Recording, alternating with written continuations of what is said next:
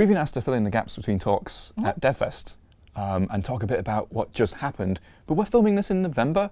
Yeah, before that thing. Before December. Happened.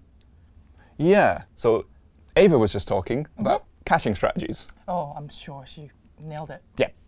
I reckon it was good. Yep. Both the caching and the strategy, I reckon, were perfect. 100%. Okay. Yep. Good. But I want to talk about a new feature that we are bringing to Chrome and like the other browsers and web standards and stuff. So I'm going to start with an example. Yep. Now, this is a web app I made for my podcast. You might recognize the setup, with one key difference, I would say, is you. So you should listen to my podcast. If you're watching this and thinking, I wish there was more white guys in this, then this is the podcast for you. What I'm going to do is start downloading some of the episodes. So I click that, click that. Yep, it's download the podcast app. Yep. Exactly, so it's going to be available offline. And the thing is, it's quite a slow network. You can start to see, like, look, there's a, see that? Yes. It's definitely downloading. The podcasts are quite big. We've got this problem on the web where if this was a phone, a very big phone, and I put it in my very big pocket, I start going about my day, and at some point, the browser will be collected from memory, gone. Just because, like, it doesn't want to be using up memory all the time. Other apps will come in and want to do things. Yep. And then when I go back to the website, it's forgotten about the downloads, hasn't it? Because it was the page doing the downloading. The page went away. Problem. Yep. That's the web, right? But things are changing. So here's the PWA version running in Canary. I'm going to start the same thing again. Let's just start those going.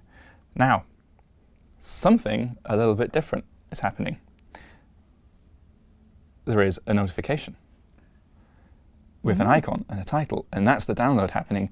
And this is different now, because if I close that, get rid of that, get rid of that, whatever, because it's now being handled in the background by Android, if I go back into the app loads up, and it still knows that the downloads are happening. Wow. It's able to go back in there, and that means, like, at some point later, better connection will happen.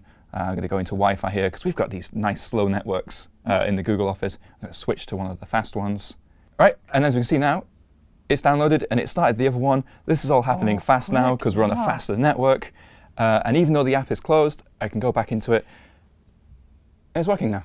Wow. It's downloaded. I can start listening to them offline. And this is all happening thanks to background fetch. New web standard. And like the process for it's pretty simple. Like, this is roughly the code for how you would start one of these things. It's in a service worker. You say, here's my service worker. I want to fetch. I want to do all of this. Go away and fetch it, and let me know when it's done. That's it? Pretty much. For the 4 minutes we've been told to record, that is as much as I'm going to show.